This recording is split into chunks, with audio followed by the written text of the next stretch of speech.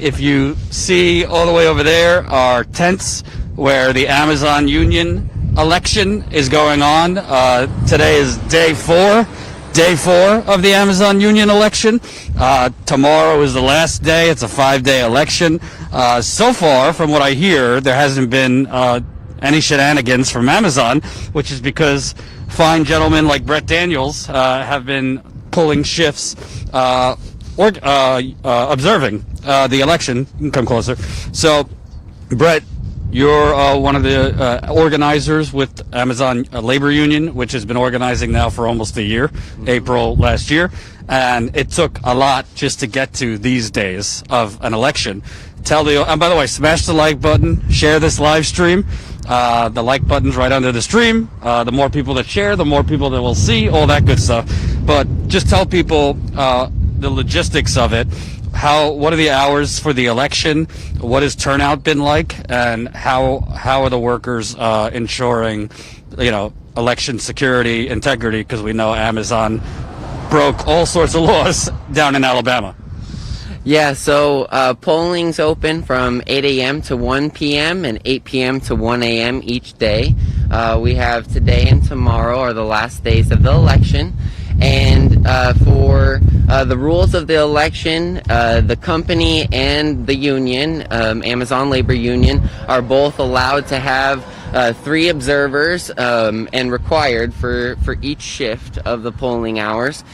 So we're each given 3 observers to observe not only the whole election process, but including up and to the signatures, where we have to check off that the box has been sealed and taken by the NLRB, National Labor Relations Board, the government in which holds this election process. And obviously turnout is important. This warehouse has like over 5,000 workers. What have you been seeing in terms of numbers throughout the day of people voting? Yeah, so definitely the day shift has not been coming out as much as the night. We've seen a much bigger turnout during the night, so we're encouraging everybody to get out the vote. It's important for worker rights and human rights. That's why we're here forming a union in the first place. Right.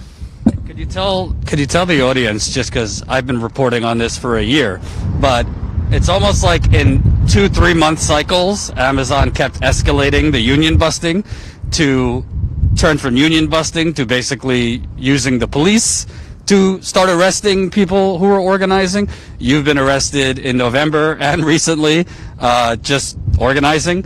Can you kind of talk about, in the final weeks leading to this, what were the tactics they were using in addition to sending out mailers to workers to vote no, calling workers, phone banking, basically telling them to say vote no?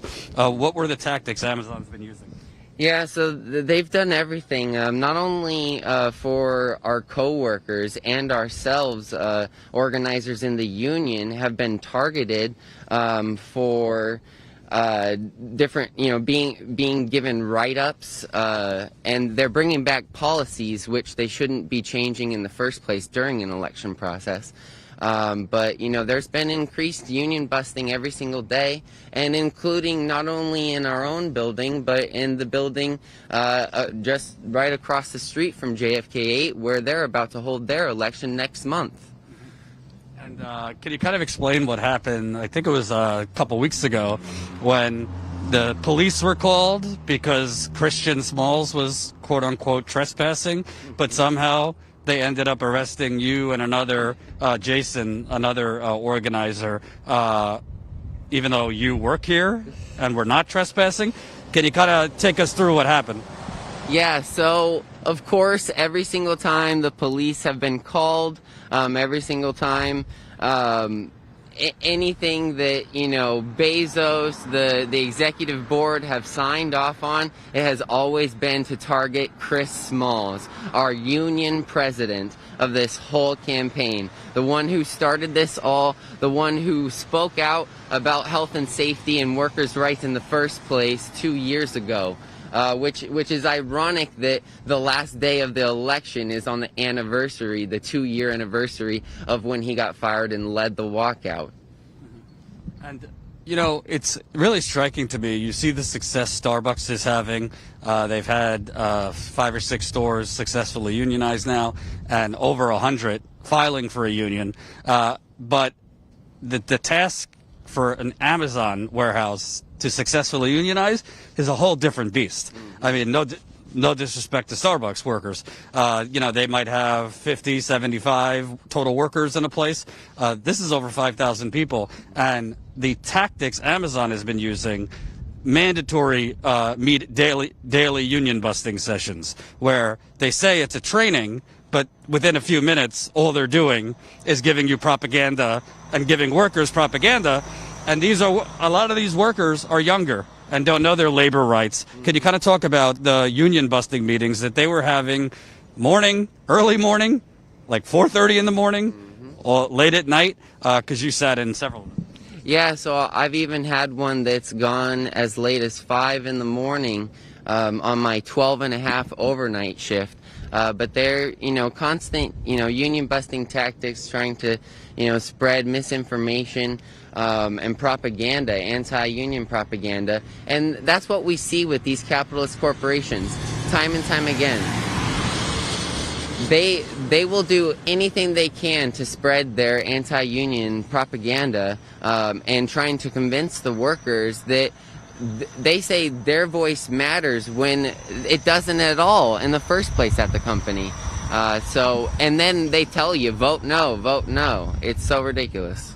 And can you kind of talk about, in the context of you have over 5,000 workers here, and they've been, in many cases, they've been basically telling these workers, if the union is successful, if you win the vote, we might have to cut hours, cut wages, we might not have, you might not have the great benefits you have now, yada, yada, yada. This is $1 trillion company, and they've basically been telling workers to scare them into voting no, that things might be changing for the worse if the union vote is successful. It's so funny because when we're held in these captive audience, mandatory trainings, which not only organizers have been discluded from, including myself, for multiple weeks straight. But when we're in there, we ask them, and not only our self-organizers, but other workers, ask, why is $1 trillion company spending so much money to try and convince workers to vote no? It's inhumane. It's got to change. And what was the response you were getting from them? Dead silence. They can't answer it. When we give them numbers, they go, "Oh, well, I didn't know it was that much." They can't answer because they know they have to stick to the script, what these corporations are telling them and paying them thousands of dollars a day. Like Emma Medina, a union buster here, got paid by Amazon $19,000 in 1 week. We've got to wake up and we've got to make change for the working class. We have the power, and it may have taken this long to be able to potentially unionize such a large corporation, a large warehouse with thousands and thousands of workers, but it's been time for change. And it's like, not only do we have, this election now, we've got next month's election across the street, LDJ5, and we've got workers all over the nation contacting us daily that they want to organize their workplaces and warehouses. So if you want to organize your Amazon, contact us. We'll get you whatever you need to get you set up for success, to unionize there, and all power to the people. Organize your workplace. Turn a little to the camera. What's also amazing to me is all we're hearing is this bullshit about a historic economic recovery. Biden yesterday was talking, unemployment claims are down, GDP is up, unemployment is down, blah, blah, blah, blah, blah. You got workers that work here full time that are sleeping in the parking lot. You have workers, a lot of workers here, who are living with their parents. Because in New York, even though they're getting paid, 18, 19, $20 an hour, that's nothing in New York. you have workers here that are working multiple jobs, even though they're working 10, 11 hours here. And you have workers here that Amazon is saying, oh, we'll pay for your college, if you want to go to nursing school, this and that. But workers I've spoken to have said, oh, actually, they don't end up paying for the majority of it. Can you kind of talk about this fantasy land of an economic recovery when you guys are basically breaking your bodies so that people could have yoga mats in 3 hours, but nobody here is thriving? Yeah. So they sell you a dream. They literally, take you as a new hire. Now, instead of doing it at the recruiting office, they take you to somewhere like the Hilton. They're selling you a dream, just like all these capitalist oligarchs do. And then it's ended up what many workers, our co-workers, are saying is it's modern day slavery. That this place is like a prison. And they want it to change, so that's why they're here. That's why we're here, trying to form a union. Let me ask you straight up: you got powerful politicians in New York that could have boosted this big time. You got AOC is the top one. I mean, I don't know, 12, 13 million followers on Twitter. Jamal Bowman's a congressman. Nationally, Bernie, this and that. I haven't seen much of anything, and I know that AOC backed out of coming here for a press conference, particularly in the final weeks. Tweets would have been helpful, like pushing people to support you guys and girls in the Amazon labor union. Straight up, I mean, did they just abandon the workers here? And if so, why? TikTok, the clock is ticking. We're calling you out on your bullshit, politicians. You need to speak up. This is clearly revolutionary change. We're here for the people, and you need to speak up. So I've seen multiple of you support the Bessemer campaign last year. Where are you for us? There's many of you that are politicians that are in New York City that you have delegates in your own district that are workers. We have workers not only in all 5 boroughs, but from all over the country and internationally. There are organizers, including myself, who came from Arizona. We have California, Florida, and even Canada. Organizers are here to try and make change because we know it's so desperately needed. Where are you? And, what I don't understand, particularly the progressives like AOC, Jamal Bowman, the rest of the squad, they could cite Manchin and Sinema for the federal stuff, but what is the excuse not to tweet, show up, push people? Because a lot of the young people who work here, who are sitting in those mandatory union busting sessions, a lot of them know who AOC is, know who some of these squad members, because they're on social media, TikTok, all those things. Like, do you have any insight? I mean, you can't get in their head, but why they have basically, they supported the Starbucks workers. AOC went to the Columbia students striking, great. But like, why leave out? I mean, this would be a tidal wave if you guys won here. I would say you'd start seeing the same thing that happened with Starbucks, hundreds of Amazon warehouses. Why do you think they've left you hanging? I think it's because we know that once you unionize Amazon, that shows the working class that you can unionize anywhere. So this is going to be so big that the politicians, the people in power, they're not ready for it. Even the progressive ones that claim to be pro-union and want these things? They're acting a lot more like liberals because whether you're left or right, it's not about left or right, it's about top to bottom. You can't talk the talk and not walk the walk. So show up and let's make change together. Before I ask you to get other workers, I wanted to ask you, if you guys are successful, what are the next steps? Because a lot of people think like, oh, if they win the union, that would be historic, but it's not like Amazon would then, wonderfully, kindly come to the negotiating table for your first contract. The next step, which might be even more of a task, is getting a fair contract. What are the next steps if you are successful in winning? Yeah, so what we've been letting our coworkers know is, and of course going against the anti-union propaganda that Amazon's selling them, saying that we're inexperienced. We're not, because who knows the working conditions better than Amazon workers? So that's why we decided to do this independently in the first place, not have some third-party union, and like the third-party union busters are trying to tell us that we're the third party. We're not. So we know it best. We know what we want to fight for in this first contract. In that, we have labor lawyers that have over 30 years of labor law experience and in fighting contract negotiations. So you take that, and then you take our labor power, and you say, okay, while we're negotiating for our first contract, here's 8 immediate changes that we want to make. And here's another 8 immediate changes. We are continuing to show not only the company that, hey, you can implement these policies and changes to make this a better workplace, but you've already had some benefits that have been taken away from you here that you could bring back, you know? And lastly, you've been paying attention in the last 2 years. The progressive movement, there's a lot of cynical people. There's a lot of hopeless people. There's a lot of people that rode the Bernie wave 2 elections and, you know, are just kind of checking out.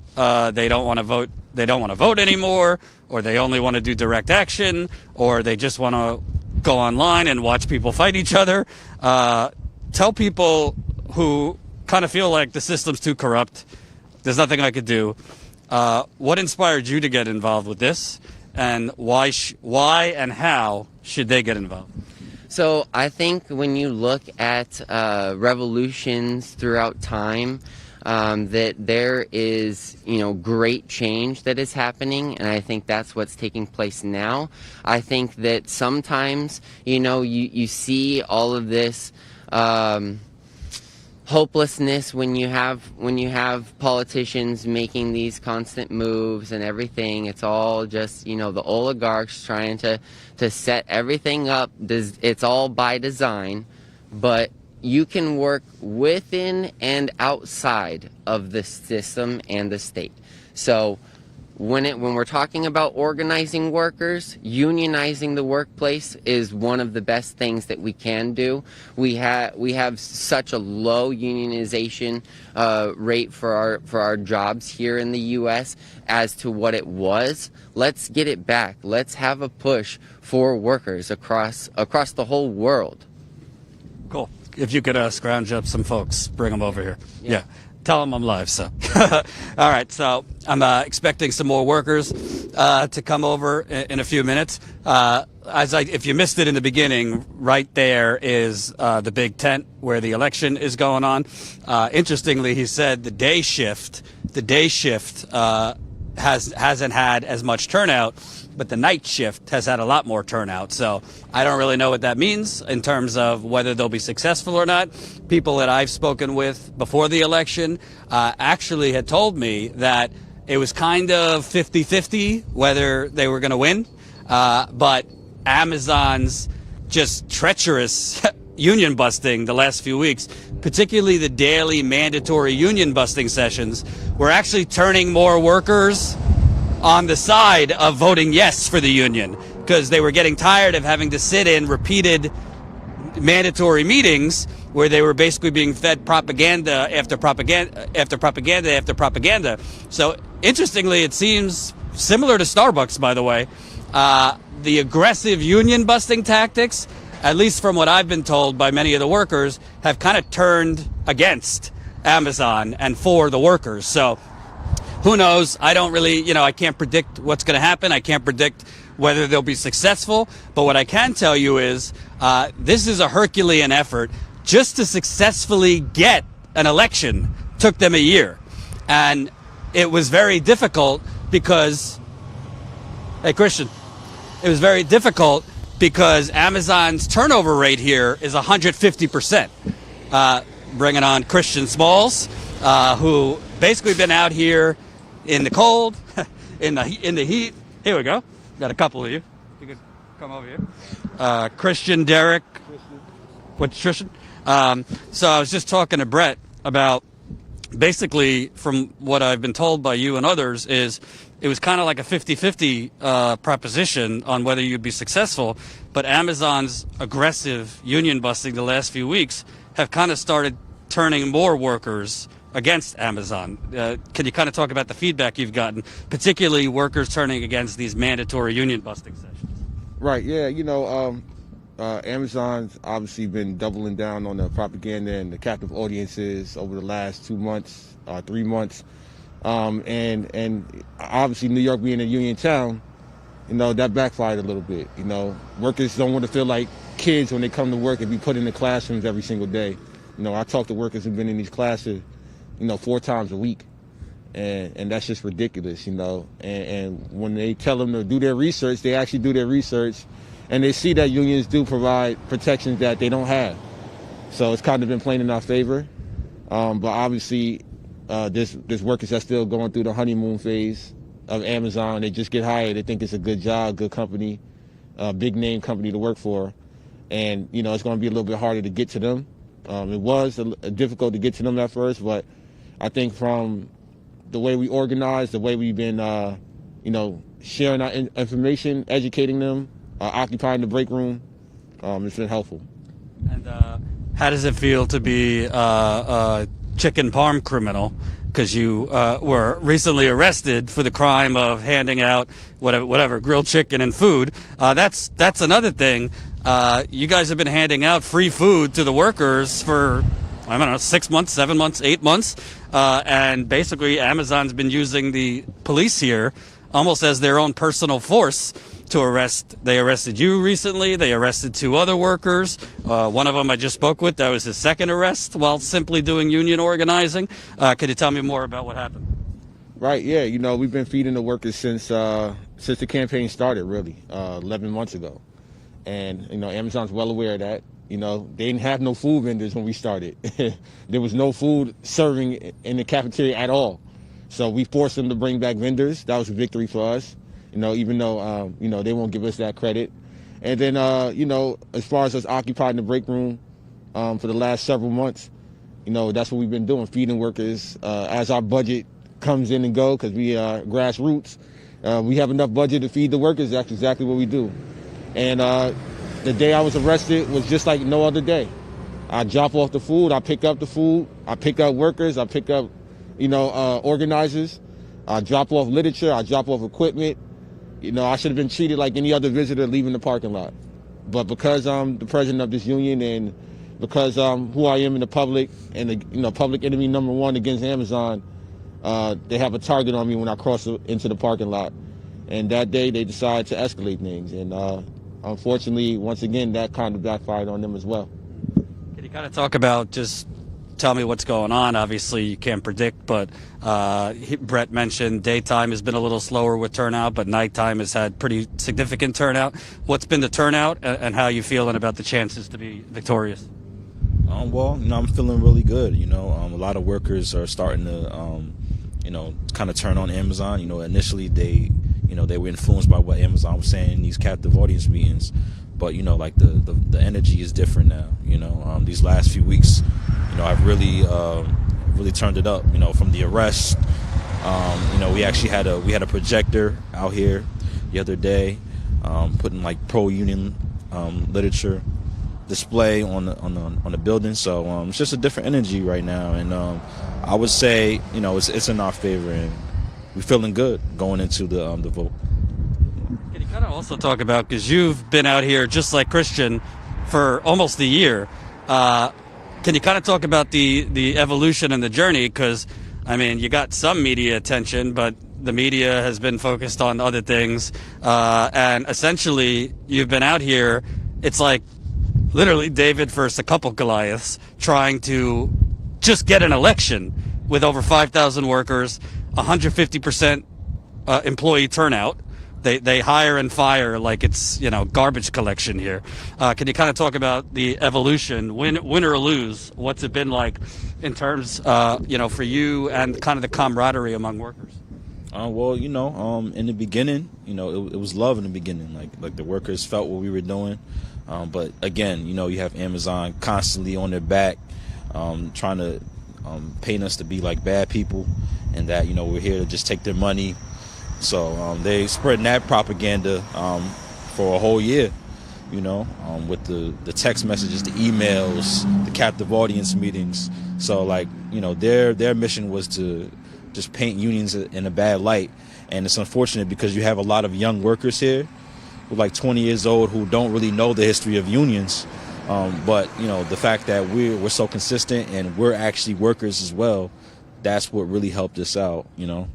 By the way, just so you know, I mean, they were paying high-priced union busting consultants to come in here. One of them, I believe, called you thugs. So it's not just signs all over the building. They've been just straight up saying, you know, all sorts of demeaning and bigoted stuff. Yeah, you know, these union busters that they hire, you know, they paying them millions of dollars, you know, and it's sad because that's money that could have went into the workers' pockets. So that just goes to show you what lengths this company is going to go to just to stop us from unionizing. And what about you? Talk about kind of the last few weeks in particular. It's like, all right, they were consistently putting signs all over the building, but lately they've been calling workers, mailing to workers, stuff like that. I mean, they've just been inundating workers with vote no. And I was also told that in some cases they were telling workers, hey, if this union passes, might have to cut hours, cut wages, et cetera, et cetera. Yeah, so they basically been spreading misinformation and false accusations, saying that we're going into people's houses uninvited, so forth and so on. And that's not true. You know, we've been phone banking, calling workers to encouraging them to vote yes. But a lot of workers, you have some workers that are very skeptical and they believe all the lies that Amazon is telling them that, oh, we shouldn't be trusted, we're out to get your money, which is not true. We're using that money to help improve this Amazon work environment more better and more stable. So. And, let me ask you straight up. I mean, I talked to Brett about it. We've talked before. I mean, what else could you say other than the politicians, particularly AOC, the squad, have just abandoned you? I mean, if you're not successful, you have to wonder how much was lost by not having the social media support of somebody as big as AOC. Even just tweeting out, you know, your website, or tweeting out, you know, information about the voting, or tweeting out information about the fundraisers you guys were doing. I mean, do you feel like the progressive politicians, particularly AOC, Bernie, kind of abandoned you while supporting other workers? No, I mean, I think they're too busy getting coffee at Starbucks. You know, I don't know. I mean, I can't really call it. I can't explain it either. You know, this once again questions that you have to ask them. You know, why they haven't supported their own constituents. You know, I have people that's organizers that come from their district that was looking forward to seeing them come out here. It's sad and unfortunate, and once again, you know, these are y'all elected officials. You know, I'm from New Jersey, but, you know, the workers that I'm organizing with and the workers that I'm fighting for are from New York, and they're from Jackson Heights, they're from the Bronx, they're from Harlem, they're from Brooklyn, they're from all these different districts and counties and boroughs in New York. So any progressive politician could have showed up in the last 11 months. You know, and that's all I have to say about that. You know, we don't, you know, I know that my team and the way we organize, we don't care about the outside noise and, you know, who's supporting, who's not. We just do what we do. And unfortunately, you know, win or lose, you know, people going to look back and they're going to be like, yo, where the hell was y'all? And they will have to answer to that. You know, not us. We know who we was. We know what we did. We invited them. I personally invited them. Derek personally invited them. We went to Washington. They have my information. They have my direct contact. I'm very accessible. I'm busy, but, you know, I try to make time for everybody, and they know that. So, what's amazing to me, forget, that it's their constituents. This is a national movement here. I mean, I love the Starbucks workers, not at all. It's not a competition, but if one Amazon warehouse unionizes, especially this one, which is massive, I mean, it could be a tidal wave, not just for Amazon workers around the country, but other workers. Because if you could beat Amazon, it's that you could probably beat other corporate employers that are union busters. So it just seems to me it's not just about that. It's their constituents, AOC's constituents or whatever.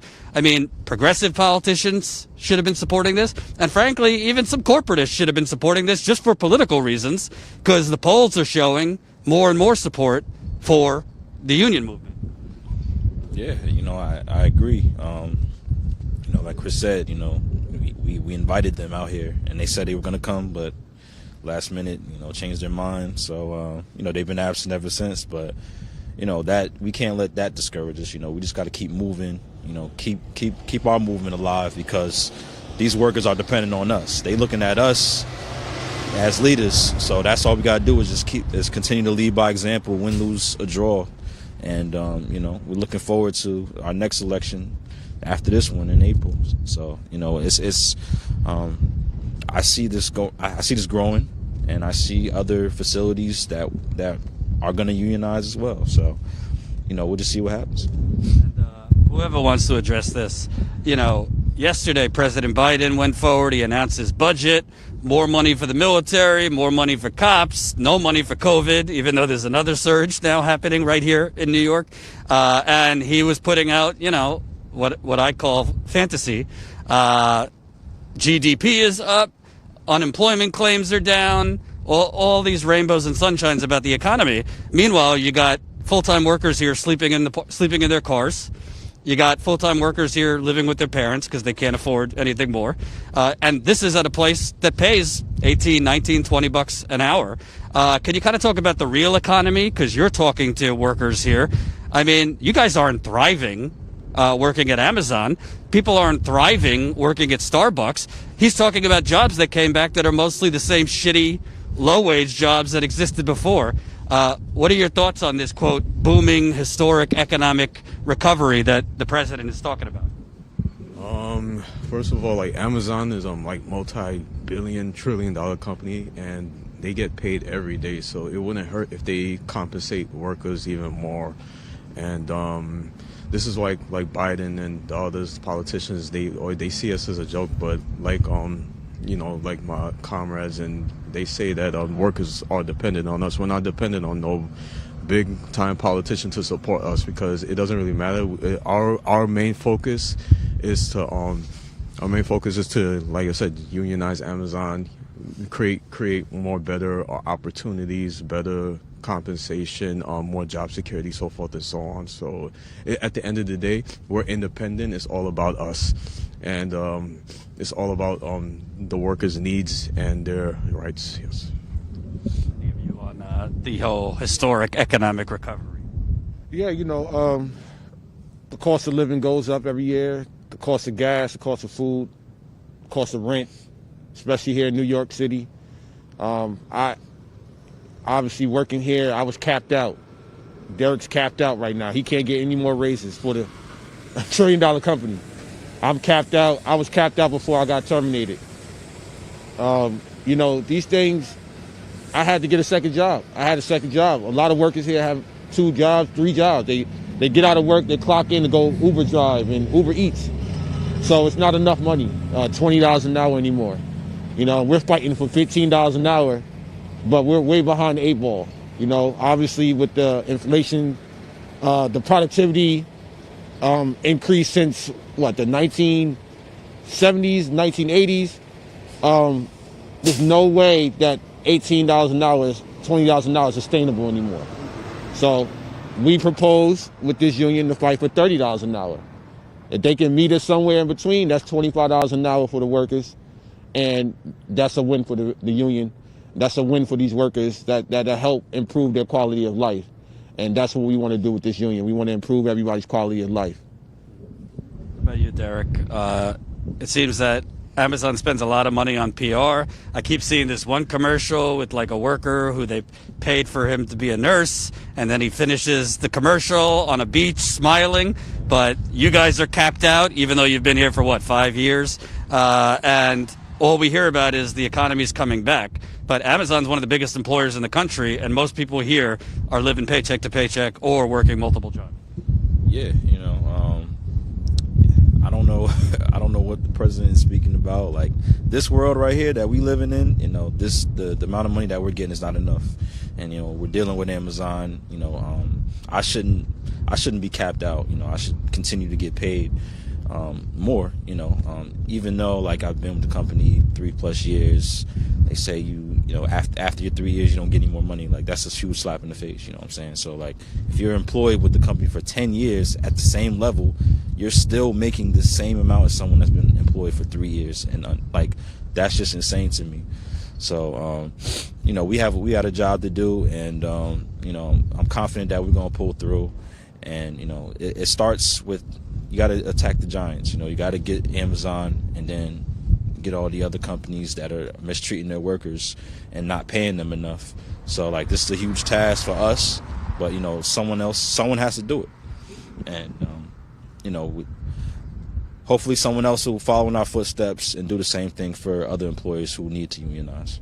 I'll get you out of the cold. 2 questions. One, talk about the surveillance, because Amazon has basically been watching you guys like CIA style for the last year. I believe they installed cameras over here. They've been monitoring people's movements, things like that. Can you kind of talk about basically what Amazon has been doing to essentially spy on you guys for a while? Yeah, I mean, we on camera now. It's a camera right there. You're going to roll back this tape, and you're going to see a black Durango with Connecticut license plates that just rolled past. They've been spying on us. I don't know who that is, but they've been, as reports came back to me, they've been spying on us for the last several days. So when you watch this interview, whoever's watching right now, you roll it back, you're going to see that black truck. That's what they do. They hire these private PR people or surveillance, security, whatever they are. They surveil us all the time. Unfortunately, we agreed, if you take a look at the building, all the cameras on the outside where the tent is, they're all covered up right now. So that was an agreement that I made sure was signed before we even started this election. We don't want no foul play. Obviously, Amazon's going to try to cheat in different ways, and we don't know until after the election is over with, but we will make sure that we're on top of those things. And we're used to being surveilled, and it's unfortunate that we have to normalize that, being surveilled when you come to work. And even this is public road right here. This is a bus stop, and you're still surveilled. So that's just to show you that they always want to keep track of you, make sure they know what they're doing, make sure they know what you're doing, what you're up to, and the way we organize, once again, we're out front. There's nothing to hide. We're very transparent about how we organize. We're very transparent on how we move. There's no secrets here with this union. There's no underlining story where they're going to try to find something and bring up, even though they spread a lot of misinformation, a lot of lies and rumors. We're showing people more than talking about it. We're showing people that the way we organizing and the way you have to defeat this company is you got to put them on Front Street as well. They can surveil us all they want, but we have to expose them and their mishaps every single time, and that's exactly what we've been doing. And for the audience, because this is day 4, tomorrow's the last day of the election, have you seen any irregularities, anything Amazon's been trying to do to attempt to, as I call fuckery, or has it been going pretty smoothly? For the most part, it's been going pretty smooth. The first day, just the way the whole setup was, it was taking forever, for workers to vote. It took me like an hour and a half to vote. But after that, it's been running pretty smooth. So I can't say Amazon's been doing anything crazy. It's been a few challenge votes, but other than that, nothing crazy. And how long do you guys expect to get the results for all the votes to be counted? They start counting Thursday. I'll share the link publicly by tomorrow. We're going to go in person and watch it. It's going to be on Thursday and Friday. From what I heard from the board, they want to try to have it done by Friday. And last question, to people watching, you know there's a lot of cynical people out there, a lot of hopeless people out there, a lot of people who are like, fuck it, system's too corrupt, I'm just gonna, do my thing. Whether you win or lose, why should people get more involved? Why should people organize?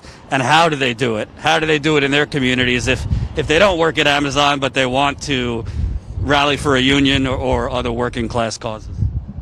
Well, phone bank with us, come to our rallies, meet us, talk to us, have conversations with us. And, we pretty much welcome anyone who's willing to help, So any type of support, just get involved now, because Amazon's a huge company. And, if we're successful, then, our movement's going to get even larger. So we're going to need all hands on deck, whoever wants to get involved. Right, look what we did. Look at who we are. We're workers, I'm unemployed. It doesn't take much to organize your workplace. We already made history. Win or lose, what we did here, this tent in the parking lot, you'll never see this anywhere else. So, whatever, people go say what they want, and, whether we win or lose, I think it's already historical what these workers have done. I just hope that we're going to be successful so that, this resonates for a very long time. And I think it's still going to resonate. I think the interest is already there. I already got calls from 18 different buildings across the nation. And the ALU, this is day one for us. This is our first election. And, it's a challenge. We definitely had our ups and downs. We learned a lot. But I think from here, we only get better and stronger. Thanks, guys. I appreciate it. Thank you. So, again, second to last day of the election. Tomorrow's the last day. Christian was saying they should have results possibly towards the end of this week. I think they're kind of, being smart. They're not over-promising that they definitely think they're going to win. In my experience, better to kind of under-promise and over-deliver. It is cold, so we're going to wrap up soon. I want to remind you, this reporting is funded by you. So if you want us to be able to cover more stories on the ground, in person, in the wind, in the heat, it's cold. Trust me. We need your help. So sign up today, statuscoup.com/join. You can become a member for $5 to $10 a month. You get great perks as a member, including our monthly Zoom call, which I think we're going to do next week on Zoom, where all our members are invited. Ask us questions. We have a good time. Probably share too much information on those. We also have a Discord for our members, for people to chat, and other behind-the-scenes videos. Honestly, whether they win or lose, it's important to keep covering the fight. It's important to keep covering the fight, because the corporate media does not cover these things most of the time. And when they do, they bend over backwards to basically give Amazon's side and minimize the union busting and treachery that Amazon does, because Amazon is a sponsor of most of those corporate media outlets.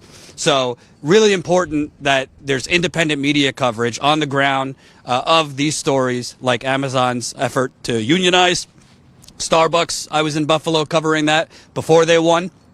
So I hope they win. But even if they don't, we have to keep covering these things, because if we just basically allow ourselves to say there's nothing we could do, it's too corrupt, even when we fight we lose, that's where the oligarchy wants you. That's where Jeff Bezos wants you. They want you in fetal position. Accepting that nothing's going to change. It took a huge effort just to get the green light to hold an election. That was not easy to get enough interest and for the National Labor Relations Board to approve an election. So we'll see what happens. Obviously, I'll be covering it, the results. If there's any shenanigans, illegal actions by Amazon, I will be reporting it.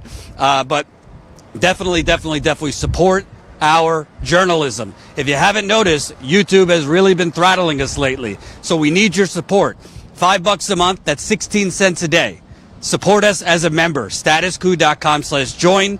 You can become a member for as low as $5 a month. StatusCoup.com/join.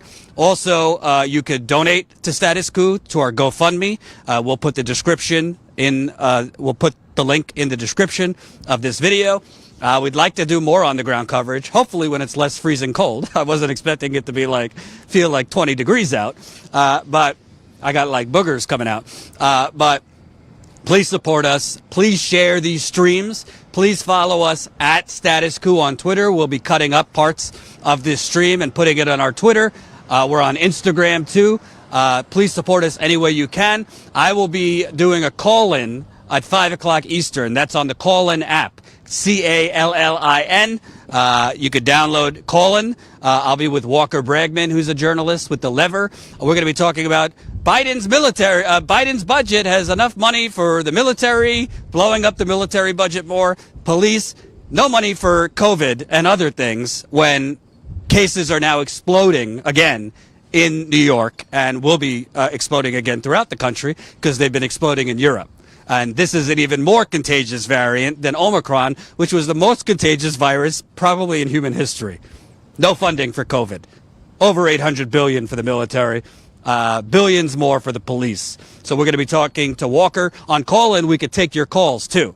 So download the app. It's on Android and iPhone. Then follow Status Coup on Call-In, and we'll be live on Call-In at 5 o'clock Eastern, where we could take your calls, which I'm looking forward to. And then back tomorrow for the normal live stream at 5 o'clock Eastern time. Thanks for watching. I'll see you guys later, 5 o'clock on Call-In, and I hope to see you signing up as a member to Status Coup.